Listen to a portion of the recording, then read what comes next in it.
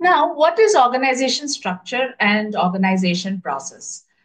So, according to Henry Fayol, organization is nothing but to organize a business, and it is to provide with everything, whatever the functional materials are required, tools are required, capital or personnel. So, to provide with everything what an organization needs for the production or for the process of improvising or converting the raw material into finished or semi-finished good. And the term organization is also used in management in two different ways. First, it can be the organization as a structure, and secondly, it can be organization as a process. Now, what do you mean by a structure? A structure is nothing but a network which connects the people who are working in the organization. So it can be horizontal or it can be vertical. I mean, horizontal, at the same level, the authority is there, or it can be at the vertical authority where the top-down flow of the information and the authority, uh, such kind of relationships can be observed, whether it is horizontal or vertical.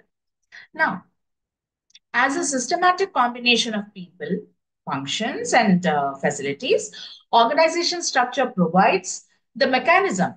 So, within which the people work together and they try to share their common goals and try to achieve the organizational objectives. So, the formal structure of an organization can be two-dimensional. As I already said, it can be horizontal or vertical. So, in the horizontal dimension, it has the differentiation of the jobs. It can be in the form of departments or it can be in the form of divisions. Whereas the vertical dimension, it reflects the hierarchy. As I said, the top-down authority and the responsibility flow can be seen in the vertical uh, structure. Now, the structure can be static, mechanistic, or when we are defining the term of the organization, so it can be depicted through a structural format or in a chart format. So, what can be a chart depicting that? The chart will try to depict the authority flow, the responsibility flow, and the structural flow of the entire organization. Now, when we are talking about organization as a process, now the basic function of management is to organize the things continuously in a dynamic way. So, as I said, organizations can never be static. You need to have dynamism, flexibility, and change according to the environmental changes or external changes. So, it is a process. The process is continuous. And it is a dynamic process, ever ending process. Whenever there is a change in the external environment, automatically the organizations have to implement those changes for the survival. So, when we see the definition, the process of defining and grouping the activities of the enterprise and establishing the authority relationships amongst them is nothing but a process. Okay. So when we are talking about organization as a process, firstly, it is a dynamism, dynamic system, what we observe. It is humanistic concept where, as we already discussed in the earlier class, the human resources are the most important resources because they come with the emotions, they come with the skill, they come with the human touch and component. So handling the humans is the most difficult uh, aspect in any organization. Controlling machines, fetching money, putting resources, putting material, all these things are secondary. But controlling human resources is one of the basic element which the organizations have to focus. So here in the process, we are talking about the dynamism and the humanistic concept, understanding the human beings and well-defined schedule which is given to the humans will have the effective organizational structure. So the two terms of the organizational structure, whatever we have defined, the process and the organization structure both work as complementary. I mean, they are not substitutes, they complement each other. They both go hand in hand.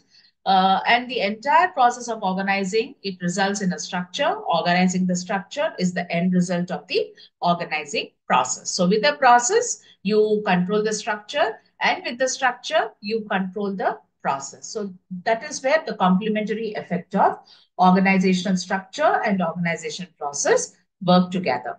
Now, coming to the features, when we are describing a formal organization, the first and foremost, what you see is the group of persons. So, organization means group of people, people in the sense persons who come together, who work together for a common purpose, for a common goal. And this common goal is something what the organizations want the employees to achieve. So, what kind of a relationship you can observe amongst the people? These people, they work cooperatively with harmonious relationship. They have a very friendly and cordial relationship amongst themselves. They cooperate with each other, they help each other and try to fetch the results of the organization. And what would be the common objective? So when I'm saying a common objective, in the introductory class, I did tell about the individual goals and the organizational goals. So every individual will join an organization with a goal, with a purpose, with some kind of zeal, which he would like to achieve something. So some kind of individual goals you can observe when an individual joins the organization. And these individual goals can be achieved through the organizational goals, in the sense, if suppose you want a career uh, planning, in your career planning, you want to move on to the next level. So how do you move on to the next level? Simply, they don't move it unless you show the results. So if you're showing the results, maybe the organization is achieving the desired target. Because of the desired target, maybe you will be promoted to the next level. So that is where the common objectives can be achieved. So in the individual goal can be achieved, and the overall, the organizational goal can also be achieved. And remember, when I'm talking about the organization, it is always group of people. So these group of people, whether it is their individual goal, they have to achieve it with cooperation, helping each other. Okay, even individual cannot achieve the goal individually. So he always relies on people, his fellow mates, his fellow friends, or fellow employees. So these people together, they try to work to achieve the individual goals so as that they achieve the organizational goal. And coming to the next is the division of work. Now, what is the other name for the division of work? Specialization. So, what is specialization? Workers who are specialized in doing or in performing the specific skills. The work has to be divided and allotted to them, which will definitely bring efficiency and effectiveness. So, that is division of work. And coming to the next one is the cooperative efforts. So, as I said, when the organization wants to achieve the individual goals or the organizational goals, the employees need to work cooperatively, helping each other. So, this cooperative relationship can be established both vertically as well as horizontally. And communication. So, for any organizational structure, you need to have proper integration, proper coordination, and these can happen when you have effective communication. So, what is effective communication? Where the communication reaches to the right person at the right time, at the right place, at the right performance. So when the communication is reaching at the right time, definitely the work can be completed effectively. Okay, so the next one being the central authority. So what is central authority? The central authority says that where the guidelines or the orders come from one central place, from one single authority. For example, if A, B, C are there, A, B, C take orders from XYZ, okay, XYZ company. So when XYZ company, in the sense, there's a CEO or there's a managing director of XYZ company who's going to deliver his authority by giving orders. Okay, so all ABC will take orders from XYZ. So there is no confusion. Whatever XYZ is saying, ABC will try to follow it. But imagine a situation where XYZ is giving order to A, and again A is giving order to B, and B is giving orders to C. So what happens? Finally, the communication, whatever the communication is there, it is getting diluted because whatever XYZ is giving, the same orders are not being passed to ABC. In between, you have intermediary authorities who will try to put in their authority, add something to what XYZ orders have been given or delivered. So here, when we are saying central authority, you need to have a chain of command, and this chain of command should follow a flow, whether it is from first level, second level, third level, or only the first level. Then there wouldn't be any confusion. And then you have the rules and regulations for any orderly or systematic working of the members. Rules and regulations are laid. So, and these rules and regulations are laid down by the central authority only. So, just now I said the central authority is the chain of command, the topmost command, which will try to lay down the rules which are to be followed by the members of that particular group. And the dynamic element. Now, an organization is not a, what do we say, a mechanical structure. Because if it is a mechanical structure, what does the machine do? Once you fix the machine is there with the fixation. Every day the machine will not change, right? The machine will function. It is fixed to the floor or it is fixed to the wall, and the nuts and bolts are fixed. So there is no change. It is static and it will be producing. So can you define an organization as mechanistic? No. Organization is a living organism, what we are talking. It has life because it has people every day.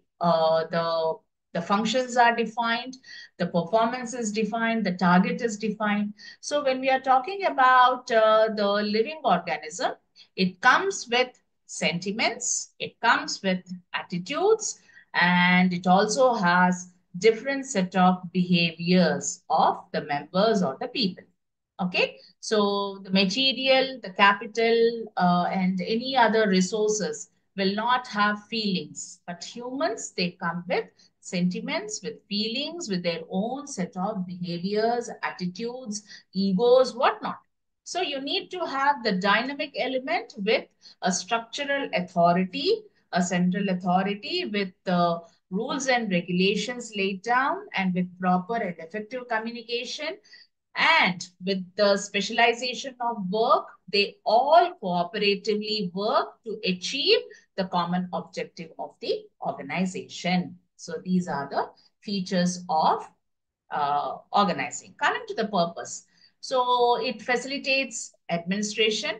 Organization is the first, when we have a sound organization system, it will contribute to the success of any enterprise. So definitely the administration, when we are talking about the administration, it defines the functions, the goals, the objectives, the authority, the rules and regulations, the flow of responsibility. So the targets, what are to be achieved by the employees, so on and so forth. So all these come under administration, and whenever you're laying down the rules, you're also laying down the purpose through which the administration will try to have control over the resources what are functioning in the organization.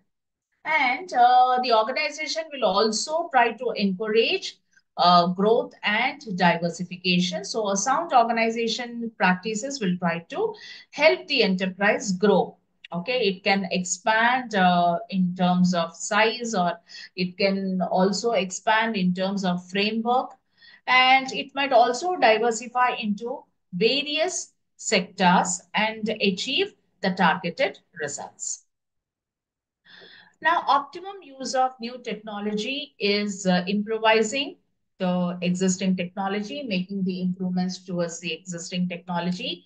You try to compete with the employees. And in addition, when we are talking about the sound organization, it will try to utilize the human resources and the existing resources, make use of them effectively, and try to get the desired results. And we have the next one. It will try to encourage innovation and creativity. And it will also try to encourage good human relations amongst the employees who are working together. And it is always a continuous process. So it is a never ending process. It will try to improvise as and when the requirement is there. Now, coming to the steps, first of all, you need to identify the activities. So, the first step in the organizing process is to determine whatever the tasks which are to be performed, and how the performed task will try to give you the desired objectives or results. And then you have the grouping of activities. So, the various activities which are there in the departments or in the divisions have to be segregated according to the work. And then the set of work has to be assigned to the members. Okay, the duties or the responsibilities have to be assigned. And then you need to delegate the authority. So unless you delegate the authority, you only give them the responsibility, the work cannot be completed. So there should be some amount of authority also delegated to the employees. And then you need to also establish a reporting relationship. So whenever you're performing something and if there is some deviation, you need to come back, report back, and try to submit the details. Now, coming to the principles of organization, it is unity of objectives. Now, what is unity of an objectives? So every organization should have the accomplishment of basic objectives. So, and every member of the organization should be fully familiar with the common objectives or the goals of an organization. So when you have common objectives, there is no differentiation. I mean, everybody will strive to achieve the common objective rather than you differ, I achieve something, you achieve something individually. This cannot happen. So you need to function for a attainment of a common objective. And functional specialization, when we are talking about the specialization, I already told you what is specialization. It is the other name for the division of work. So the total work should be divided in such a manner that work of every individual in the organization is limited to the performance of a single function. So he is specialized in performing that single function. So, I mean, the work has to be allotted based on the specialized function, so which will actually try to provide the desired results.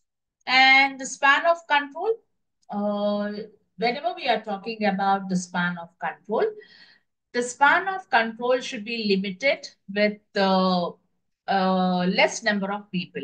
More the number of people for the supervision, even the supervisor cannot control, cannot handle.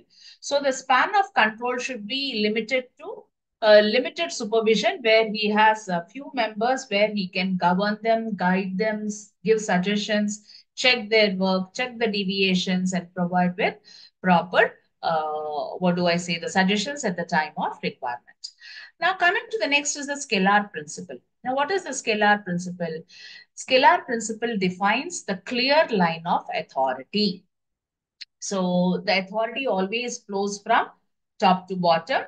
Okay. And if there is a proper line of authority, I mean to say unbroken line.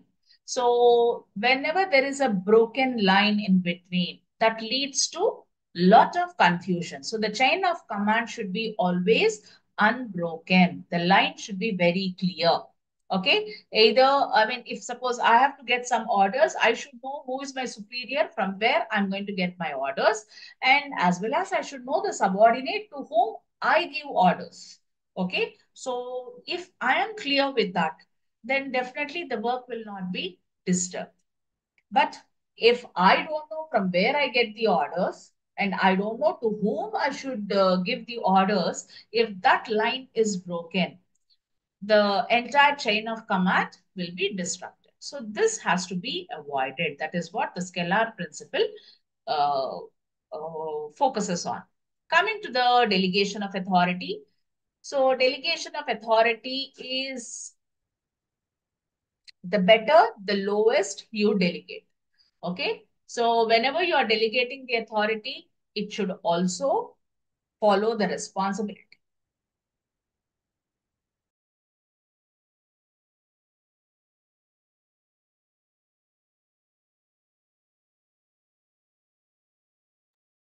Sorry.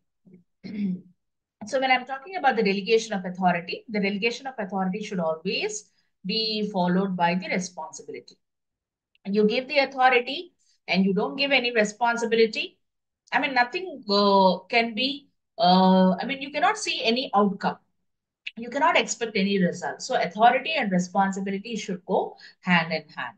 And whenever the authority is delegated, it should be to the lowest possible level and it should be consistent.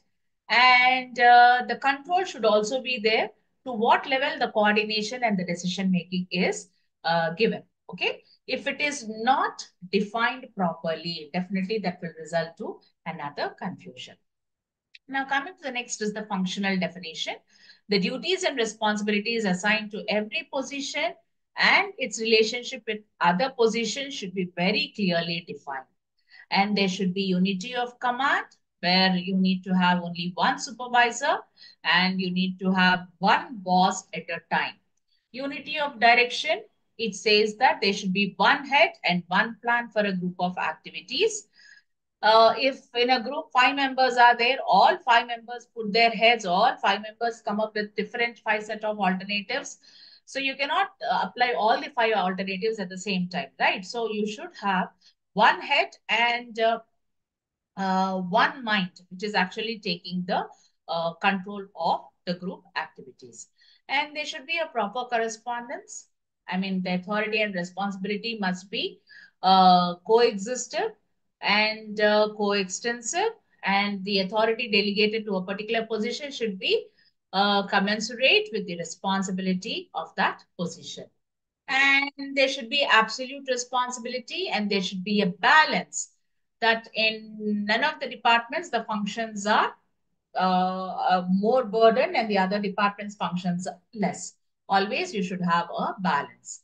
And the next important thing is formal and informal organization. A formal organization is the structure of a formal or consciously coordinated relationship between two or more persons working towards a common objective. Okay, whereas informal is the informal interaction, networking. We call it as a networking. Man is a social animal and he will try to interact with human beings, other human beings, and he has connection with so many informal groups. So these informal groups have what do we say? We say it as informal organization, and they have the special network. And in that special network, what do? They share their personal opinions, they share the social relationships, they share about the organizations, internal, their departmental talk, whatnot. So that is the informal organization where people get to know about the entire organization in a informal manner. So generally we call it this kind of communication as grapevine communication as well. Now, coming to the difference, formal, it is official, a prescribed structure with roles and relationships, rules, responsibilities, delegations of authority, and the hierarchy is defined, the tasks, the goals, the objectives are defined, and you need to follow the organizational chart. You have the authority and subordinate, the responsibility flow, the chain of command, the unity of command, the coordination, whatnot. Everything is there in the formal organization. Whereas in the informal organization, it is an unofficial structure or a natural structure. And this structure forms spontaneously and without any official sanctions. And this will try to give more social interactions between the people. And humanistic approach is there and they bring life into the body. because you talk informally with the friends. Uh, Department A person will be meeting Department Z, though there is no connection between Department A and Z. But they informally, they try to interact, they try to build up the relationship, they try to exchange the views, and each one of them, they try to know what is really happening in other department.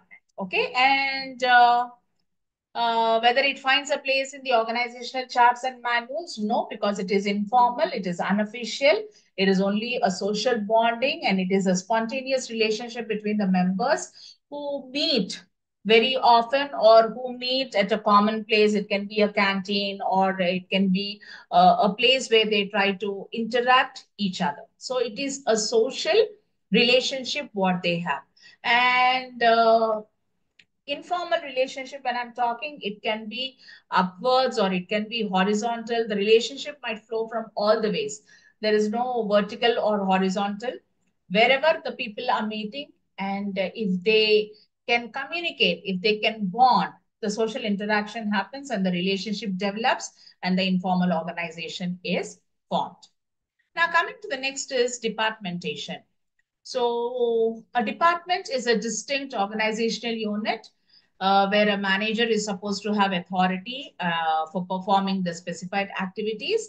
And it is a work group which performs the activities of similar nature. So in departmentation, it is the process of grouping homogeneous activities into units, subunits for the purpose of efficient administration. So it can be horizontal differentiation of the task or activities, and it is designed for the purpose of specialization, manageability, and accountability. So an organization structure is shaped significantly by departmentation. So the need for the departmentation arises because of the limitations of the span of control. So what is span of control? The number of members the supervisor can control is the span of control. So because of the limitations of the span of control, as I already said, a supervisor should be given limited number of employees to have a proper control. I mean, a supervisor is supposed to supervise. So how does he supervise if he has 100 or 200 subordinates under him? So the span of control should be limited to a small number. So because of which the departmentation has arisen. Okay, so what are the benefits? First of all, specialization. Departmentation makes directions and control efficiency by enabling managers to concentrate on the well-defined goals of the organization. And you also have fixation of responsibility. So through departmentation, work is divided into small manageable units. And I mean, it is broken. It is broken into small manageable units, and the authority and responsibility of each department can be defined precisely. And every manager knows the limits of its authority, and in a way, the results can be expected from him. Now, coming to the feeling of autonomy. Now, semi-autonomous units in the organization will be developed because of the process of departmentation. So the central authority isn't there. The department heads are given the freedom to describe their own department functions and the performance. The plan is given to the heads where have the autonomy to decide how the things can be performed. Finally, the goals are same. You need to achieve the goals. The common purpose is same, but the steps of achieving the autonomy is given to the heads. Now, the facility in appraisal, once the activities are grouped into homogeneous units, precise standards of performance can be laid down for each and every department, and the success or failure can be more accurately measured in the light of the specified standards which are given by the organization. And development of executives, departmentation facilitates the development of managerial personnel by providing opportunities for exercising initiatives and for taking interdependent decisions, or it can be the job and their area where everything is clearly defined and managers can develop themselves for the advancements in their careers. Now, coming to the patterns of departmentation, you have functional departmentation. So in the functional departmentation, you have one managing director and each functions are segregated into separate departments. Like you have a production department with production manager, marketing department with the marketing manager, finance department with the finance manager, stores department with the stores manager. Okay, so in a way, the departments are segregated, and from each department, it is further broken. I mean, based on the functions provided, uh, performed, based on the functions performed, it is further divided. For example, when we are talking about the marketing manager, when the marketing means marketing the products. So you have the sales manager who's going to take care of the sales. You have the advertising manager who's going to take care of the promotional aspects of the product. And then you have the marketing research manager who's going to check with the market research, understand the consumer, define the changes in the taste and the preferences, do the research, make the product viable, ready, produce it, and then sell the same product to the consumer. So it can be the functional departmentation. Similarly, you have the product departmentation. In the product departmentation, it is the process of grouping activities of the product line. Okay, so what is a product line? The group of activities which are limited for a product are considered under product line. So it can be the CEO or the managing director.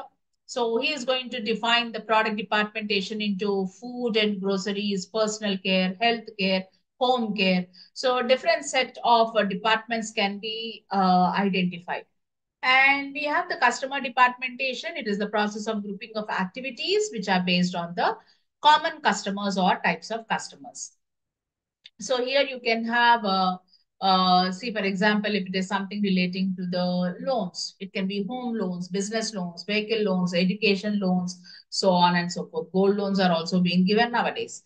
And then you have the geographic departmentation. So based on the geographic or territorial aspects of the organization, the departmentation is done, where you have northern region manager, southern region manager, eastern and western and the central, and then you have the sales supervisor, and then you have the salesman working under the sales supervisor. So who are going to deal with the territorial aspects of the organization. And then you have the process departmentation. It is based on the creation of departments on the production process of a product. It can be based on the activities, or it can be based on the applicability. Based on these, the grouping is done. So here you can have the ginning department, spinning department, weaving department, dyeing department, finishing department, so on and so forth based on the process. Okay? And then you have the matrix departmentation. So a matrix type of departmentation, it combines the traditional departments seen in the functional structure with the project teams. Okay, so here if you have the project A, you have the marketing team, you have a operations team, you have finance team, you have HR team. All together, they work together for the department achievements or department meeting targets. So how do you choose a pattern for departmentation? So it can be based on the specialization, coordination, economy, I mean the cost. So always you have to consider the cost. So the less the cost, the more the benefit to the organization, the control, and where you can provide with the adequate attention to the departmentation, the local conditions of forming of the departmentation, and the human consideration. So these things have to be considered here. And coming to the span of control. The span of control is the span of management or span of supervision, span of authority. Okay, so the number of subordinates reporting directly to a superior is span of control. So what is an appropriate span? So as such, there is no ideal number, and it differs from organization to organization. The classical theories argue that for small span of management, for example, they suggest that Urbeck, he suggests that an executive can effectively supervise the work interlocks. Okay, so some say that 20 are manageable, 20 subordinates should be there. Okay, so those can be effectively managed. In some concerns, they say that 8 subordinates is an ideal number. So span of control, it depends upon certain factors. That is the capacity of the superior. If the ability of the superior is there, where he can grasp the problems, comprehend the problems, deal with the solutions immediately, then based on that, the number of members have to be put, and the capacity of the subordinate. So whether he's a quick learner or a slow learner, or he's a skilled or semi-skilled or unskilled, depends upon the nature of the work. Okay, and the degree of decentralization. So how much ever the work you are trying to decentralize, planning and then supervision from others, and the communication techniques, the location of the operation, and the level of management. So all these things will be definitely playing an important role. And then you have Grekena's theory. Now, what does theory say? It is a study which has been made on superior subordinate relationships, and it is not based on empirical observations. So, this theory was developed based on a mathematical formula which analyzes the relationships. So, this theory suggested the number of possible relationships which increase with the number of subordinates. So it can be a direct single relationship. So this refers to the relationships that are easily and clearly recognized by the individuals. And direct group relationships, it can be between the superior and each possible combination of subordinates. Okay, and it is all based on the mathematical formulae. And there is also a cross relationship. So based on this formulae, you can try to define the span of control.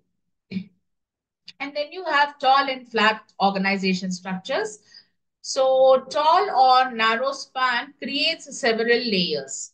Okay, you have many layers in the structure, and this will have effective supervision, effective control, which can be exercised on the subordinates. Okay, so this is the example of the tall organization, and the flat organization or a wider organization has a wider span. There are fewer levels of the authority, and the number of managers and the assistant staff is required. And the cost of the management is also not high because everybody is on horizontal, and the chain of command between the top and the lowest level is very, very short. Whereas in the tall management, there is a lot of gap between the communication between the top and the lower. Now, coming to the organizational design, uh, what is organizational design? It is the process by which the managers select and manage the elements of the structure. So why is it important? It is important when we are dealing with the contingencies, any contingency occur. So there should be a proper plan based on the changing environment. So it is very important. And it also has the competitive advantage. Increasingly, organizations are discovering that the design is a source which can have a sustainable competitive advantage. So you need to have a competitive advantage in the design and managing diversity. So differences in the race of the organizational members. So these are all very important implications which have value for an organization's effectiveness. So the quality of organizational decision making should be functional, which covers the diversity of the people who are working in the organization, and it has efficiency and innovations. So whatever the organizational design is there, that should result into the efficiencies and innovations in the organization. And you have to consider the key factors, that is the internal contingencies and the external contingencies. So you have four set of factors like environmental factors, where you have the external stakeholders and the external forces which govern on the organization, and you have your own business strategy, which is framed by the top management. So your organizational decisions, design decisions are based on the business strategy. The technological complexity, where the technology is ever changing. You have a lot of complexities in the technologies. It can be small, medium, large, whatever it is. So you need to have, should have a proper grip on the technological advances. And you have the internal contingency factors, which are there within the organization. That is, it can be the organizational goals or the size of the organization, or the employee behavior and the characteristics. So what can be the type of organizational structures? You have line organizational structure. It is the simplest form of organization and which is most common among the small companies. The authority is embedded in the hierarchical structure. So this is the line organization where you have a general manager, then a sales manager, then you have the assistant sales manager, then you have the salesman, so on and so forth. And then you have a line and staff structure. So who are staff? Staff are the specialized people who have special knowledge in performing a particular task. So in that you have the general staff. This group has general background, which is usually similar to the background of the executives. And these people, they serve as assistants to the top management. And you have the special staff. So these special staff, uh, in case of the general staff, they generally assist only one line executive, whereas the specialized staff provide expert advice to various authorities or executives who are there in the organization. Okay, so this is the line and staff organizational structure. The functional structure, divisional or multi-divisional structure. It can be a team-based structure, matrix structure. Okay, it is a network structure, circular structure. Okay, so based on the organization, the structures are defined and set aside by the organization for the setup. And then we have the organizing two, where we have the authority, responsibility, accountability, and duty. When we are talking, these are the important parts of management.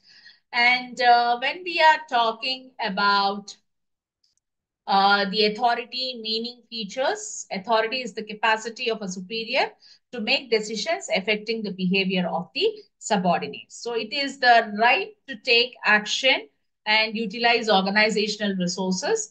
And it can be the legitimate right. Authority comes with the legitimate right and the right to decide and the right to obtain obedience, gain respect, relationship between two persons, two individuals.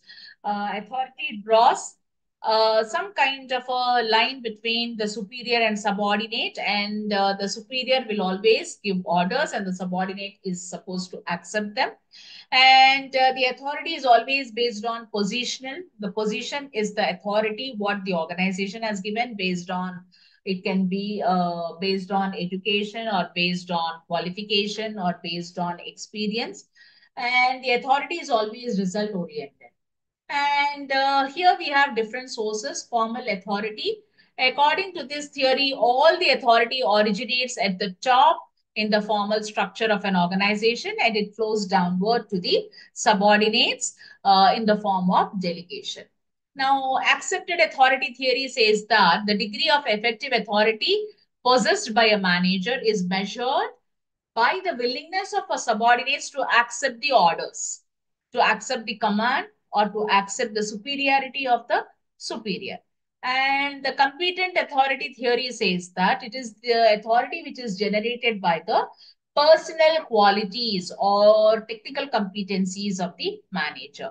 Okay, people accept the order from the person because of his specialized knowledge, or it can be about his skills, or it can be about the weightage what everybody give to the, or the value what everybody give to his opinions or decisions. So that is the competent authority theory. Now, coming to the responsibility, meaning is responsibility is the obligation of a subordinate to perform the duty as required by his superior. So, what are the characteristics? The main characteristics can be, it is the essence of responsibility is always obligation. It is an obligation. It arises from superior subordinates relationship, and responsibility has no meaning except as applied to a person, and it might be a continuing obligation, and it can be due to the personal attribute, and it cannot be delegated. A responsibility cannot be delegated, and it is a uh, the authority or the responsibility and authority both go hand in hand. And if they both go hand in hand, you achieve the desired results. And what is accountability? It refers to the obligation of an individual to report formally to his superior for the proper discharge of his responsibility. So to be accountable is to be answerable. Okay, so whatever, if for example, A is given a task with sufficient authority. And what does A do? A delegates his task to B and asks him to ensure that the task is done.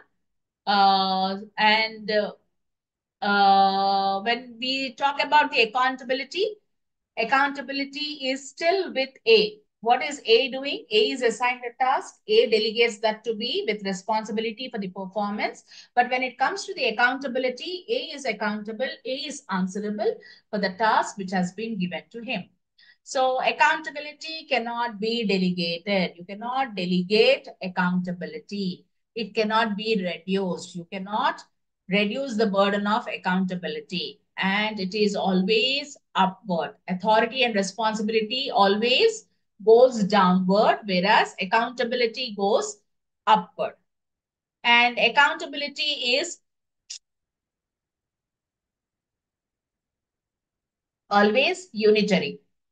So a subordinate should be accountable to only one boss. And accountability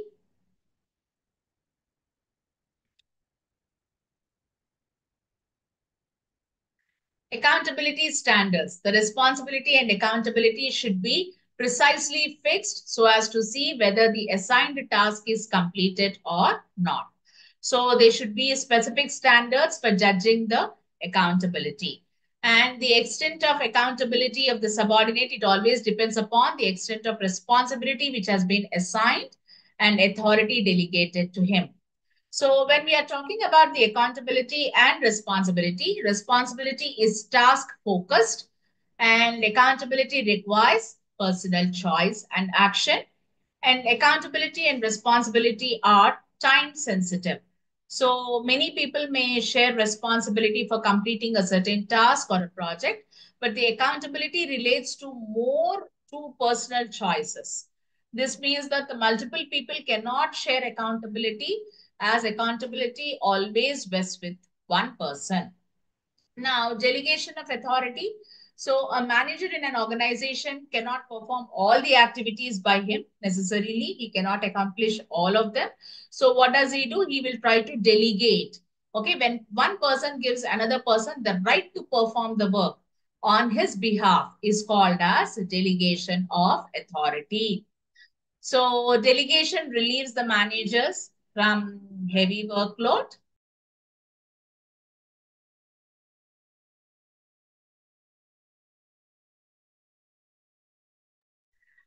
So delegation relieves the managers from heavy workload, and delegation leads for a better decision. You can make a better decision whenever the work is delegated because you have given your work to someone else and you have some time where you can decide. And it helps the motivation and morale of the subordinates. And it is generally a formal organizational structure where the delegation will be done. And delegation facilitates training of subordinates. And when it comes to the process of delegation, where you have to assign the duties, whatever, I mean, how much ever the work you want to divide, those duties have to be assigned. Then you need to grant authority, and then you need to create obligation. This is the third stage, which involves the uh, sharing of, that is the creation of the obligation, where you try to accomplish the task, the assigned task with the obligation. Now, the principles are, first of all, it should be a functional definition where the goals of every position and the relationship of every position should be very clearly defined. And the parity of authority and responsibility. So they should be co-executive with the responsibility of the subordinate as well as the authority, whatever he is deriving. And there should be absoluteness of responsibility. So whenever we are talking about the absoluteness, it means that the responsibility should be absolute. Responsibility cannot be delegated. Okay, you cannot delegate your responsibility, you cannot delegate your accountability. So delegation should be with the results expected. And whenever there is a delegation, there should be unity of command, and you have to follow the authority level principle. And whatever the delegation is being done, there should be proper clarity. What is being delegated, to what extent the delegation is happening. And the completeness of delegation, I mean, it cannot be halfway through. Whatever the task you have broken into small pieces, it should be a complete delegation from A to Z.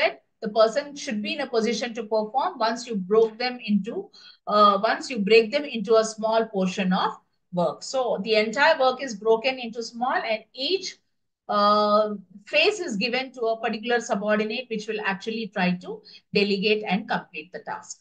Now, what are the barriers? So the first and foremost is willingness, lack of willingness to let go. So generally, a manager who is always a dominant person in the decision making doesn't feel like giving his authority to somebody else, doesn't feel to delegate his work to anyone. I mean, why so? Because I mean, he wants to keep the power with him. He wants to keep the work with him. So if such kind of a manager is there where he doesn't want to let go, then delegation is not, I mean, delegation cannot happen. And lack of receptiveness. Some managers may have a temperamental aversion of taking a chance. They suffer from, say, fallacy that only I can do it better. So when you have such feeling, you cannot delegate anything because everything you feel that you can perform better than the subordinate. So such kind of feelings will try to disrupt the delegation. And lack of confidence in subordinates. As a manager, you're not confident enough that your subordinates can perform better than you, then you don't delegate. And you don't have ability to direct. I mean, though you can delegate, but you don't know what can be delegated, to what extent it can be delegated, what kind of directions you have to give in the delegation. Again, it will be a problem. And fear of competition. You feel that once the work is delegated, your subordinates may outperform, and they try to show you as a non-performer, and their performance might be recognized by the top management. So such kind of fear in the mind of the manager. And finally, absence of control. When things cannot be controlled, then there is no delegation of authority. So this is all from the point of view of the superior. Similarly, even the subordinates also have certain mind blocks in accepting the delegation. So the first thing is self-confidence. They're not confident enough to accept the delegation. They don't have the information, or they don't have the skill, or they don't have the resources for the completion of the delegation work. And fear of criticism. They always fear that, okay, if I'm accepting and performing this, maybe if it is not performed well, I have to face the criticism from the top level management. And few of the subordinates think that, okay, I'm putting my extra effort in completing the task, but what is it I'm getting from the organization? If there is some kind of an incentive, people, that is the subordinates, will come forward to take the risk. If there is no incentive, they feel that, okay, if I'm getting the same amount of money for my regular work, why should I take that extra step and put my extra effort? And moreover, most of the subordinates are always dependent upon their boss for the directions. So once the delegation is done, you don't get any directions from your boss. So fear of dependency will also stop the subordinates in accepting the delegation. So how to make the delegation more effective? It can be proper planning. So when you're delegating the authority, proper planning has to be done, like who can do what, to what extent the work can be completed. First, the superior should have an idea before he delegates. And the right kind of personnel should be selected. So out of 20 subordinates, maybe only 5 can perform better. Maybe only those 5 can be taken for the delegation, leaving the rest of the 15. So you need to choose or select the right personnel, and there should be complete communication, effective communication, and you need to have adequate control, and you have to frame the required rules and regulations for the delegation. And yes, the incentive. So whenever you're delegating a difficult task, some kind of an incentive should be attached to it, which will be motivating the subordinates to accept. Okay. And there should be a policy of non-interference. You delegate something every now and then, you come and check to what extent the work has been completed. So this kind of interference will never help the subordinates to perform. I mean, they will not be in a position to put their heads, because time and again the boss is entering, he is interfering. You try to take the opinion of the boss and try to work as per the boss requirements. So there is no delegation. So this should be reduced or avoided in toto. And then teamwork. Yeah, whenever there is delegation, it should be teamwork, which should be encouraged by the management. And we have the centralized authority and decentralized authority. What is centralized authority? Centralization of authority implies that the concentration of decision-making power is in the hands of top management, or in the hands of few people who are at the top level who try to make the decisions. So it will try to, I mean, the decisions are taken centralized. So definitely you take the entire organization into consideration. It will try to facilitate the leadership, and there is uniformity in the policies. Whatever has been taken, it can handle the emergencies. You have that control, and the top level is putting their 100% brain. So the cost will also be less, because it is not delegating anything to the lower management. But whenever it is centralized, the disadvantages, it will not help the lower level management to think. Whatever the top management is giving, they simply try to apply it. And moreover, the top executives are the people who only plan. So they don't know what difficulties the lower or the middle level management will face while executing the plan. So they don't have the idea. They simply plan and they just delegate the plan to the lower level. So that would be a difficult task for the lower and the middle level management to execute the plan whenever there are difficulties. And the decentralization of authority, it means that the power of decision making is at the lower levels. So as we discussed just now, the lower level people are the people who actually execute. So they know more about the performance. So they take the decisions according to the performance of the activities. So the major advantage is the top management or the top executives burden is reduced, and the decisions can be taken very quickly, because while execution, if any difficulties or if any complexities arise, immediately the decisions can be taken by the lower level and the middle level management and apply it immediately, rather than waiting for the top level for the approval. And you have diversification and growth. And moreover, because the lower level and the middle level are performing, you have better communication and coordination, and there is effective supervision and control as well, because the middle and the lower level are at the functional point. But the same advantages can be the disadvantages as well, because if it is a small firm doesn't need a top level management separately and the lower level management separately. So the top itself will take the decisions and apply the decisions. So it is not suitable for small firms.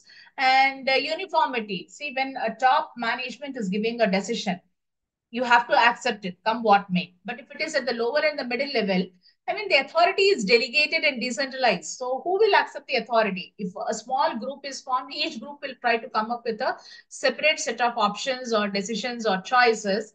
So there is the coordination is disrupted, the communication is disrupted, the line of authority is disrupted. Ultimately, it is the organization which is going to get affected because of this decentralized authority. So delegation of authority and decentralization. So the delegation of authority and decentralization are very closely related terms. But when we say delegation, it is a process of devolution of authority, whereas decentralization is the end result of this process. So that is the major difference between these two. elements. And what are the factors which influence decentralization? It depends upon the size of the organization. It depends upon the history of the organization and the abilities and uh, the functional aspects of the lower level executives, and what way the decisions can be taken, and how the techniques can be controlled, how the deviations can be controlled, and what is the level of independence which is expected. So these things can be studied and observed whenever there is a decentralized set of authority. Okay, so here we stop. If you have any doubts, you can ask me, students. So tomorrow we'll be starting with the directing, controlling, and coordination. So we have completed two blocks. So we are going to enter the third block, and in that we are going to start with the leadership in next class.